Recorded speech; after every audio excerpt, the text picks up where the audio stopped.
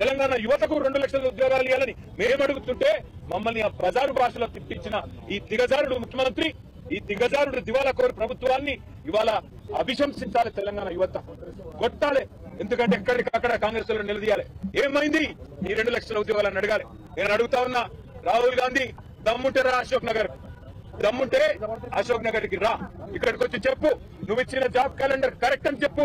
రేవంత్ రెడ్డి దమ్ముంటే రా, సెక్యూరిటీ లేకుండా నువ్వు మేమందరం వస్తాం, అశోక్ నగర్ పోదాంపా.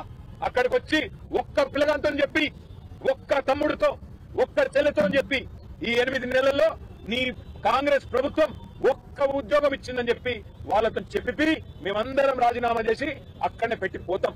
వాస్తవం ఏంది?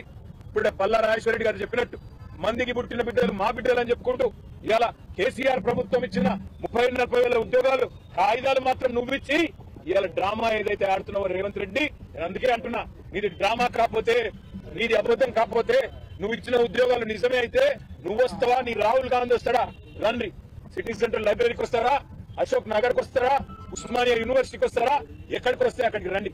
రేవంత్ రెడ్డి మళ్ళీ అంటుంటాడు మగాళ్ళు అయితే నేను అంటున్నా, రేవంత్ రెడ్డి మగాడు అయితే రా, అశోక్ నగర్ కి రా, అక్కడ పిల్లలే చెప్తారు నువ్వు ఉద్యోగాలు ఇచ్చిన మాట వాస్తవమా కాదో చెప్తారు. నీ రాహుల్ గాంధీని తీసుకురా, ఇచ్చిన మాటలు ఏమైనా నిలదీస్తారు.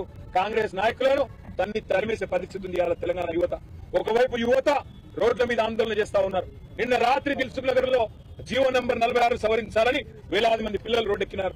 మరొక వైపు ఇవాళ 1800 మంది మాజీ సర్పంచులు ఇవాళ తమ బిల్లులు విడుదల చేయాలని చెప్పి సెక్రటేరియట్ ముట్టడిస్తే వారిని తీసుకుపోయి అరెస్ట్ చేసి పెట్టినారు.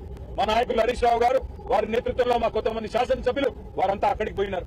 నేను ఇవాళ ఈ ప్రభుత్వాన్ని డిమాండ్ చేసేది ఒకటే, మభ్యపెట్టి ఎక్కువ కాలం మీరు నడపలేరు, మార్పు అని ఎక్కువ రోజులు ఏమార్చలేరు.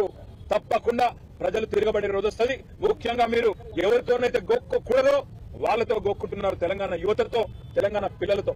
మీకు తెలుసు 2 లక్షల ఉద్యోగాలు బోగస్ అని తెలుసు, మీరు ఇచ్చిన జాబ్ క్యాలెండర్ బోగస్ అని తెలుసు.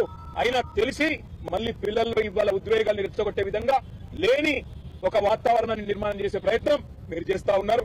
మీ క్యాలెండర్ బోగస్, అందులో ఉద్యోగాలే లేవు, అందులో తారీఖులు తేదీలు తప్ప ఏమీ లేదు. దాని మీద చర్చ పెట్టమంటే ఇవాళ ప్రభుత్వం పారిపోవడమే కాకుండా సిగ్గు లేకుండా ఇవాళ మళ్ళీ మమ్మల్ని మా ఎమ్మెల్యేలందరినీ కూడా ఒక బజారు భాషలో మా సాటి ఎమ్మెల్యేతో తిట్టించిన వైనం ఏదైతే ఉందో ఇది నిజంగా కూడా ప్రజాస్వామ్యానికి, అందరికీ, ఈ శాసనసభకి ఒక చీకటి రోజు.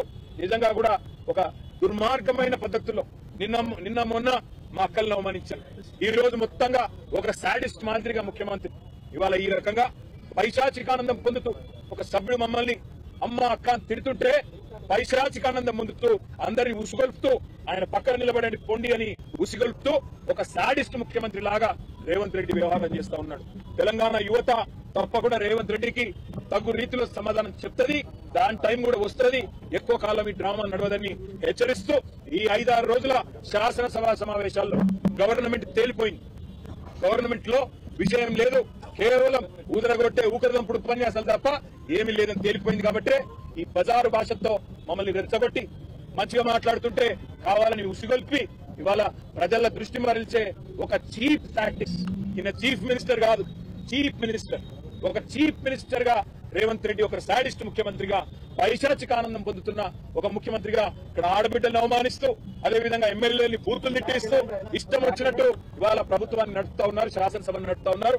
అందుకే మేమందరం అక్కడ నిరసన చెప్పి బయలుదేరి ఇక్కడికి వచ్చి గన్ పార్క్ దగ్గర మా గౌరవ శాసన మండలి శాసనసభ్యులు, మా ప్రతిపక్ష నాయకులు శాసన మండలిలో మర్సునాచారి గారు, మేమందరం కూడా ఇక్కడికి వచ్చి గన్ పార్క్ దగ్గర మా నిరసన చెప్తా ఉన్నాం. ఈ ప్రభుత్వం హైదరాబాద్ మీద కూడా పచ్చి అబద్దాలు చెప్తా ఉంది.